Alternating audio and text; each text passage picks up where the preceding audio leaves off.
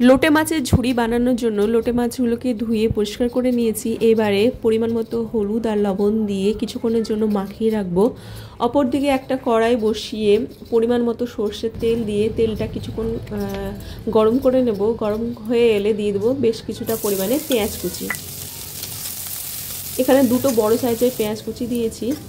এবারে পেঁয়াজটা যখন এরকম ভাজা হয়ে যাচ্ছে তখন দিয়ে দেবো মশলাটা। মশলার মধ্যে নিয়েছি দুটো কাঁচা লঙ্কা, কয়েক টুকরো আদা আর কয়েকটা রসুন। আমি হামল দিস্তায় থেতে নিয়েছি, আপনারা চাইলে এটা বেটেও নিতে পারেন। এবারে একটা বড় সাইজের টমেটো কুচি দিয়ে দেবো।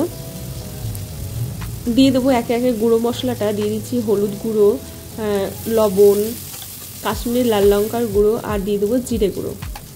গুঁড়ো মশলাগুলো দেওয়ার পর কিছুক্ষণ কষিয়ে নিয়ে দিয়ে দেবো অল্প করে জল।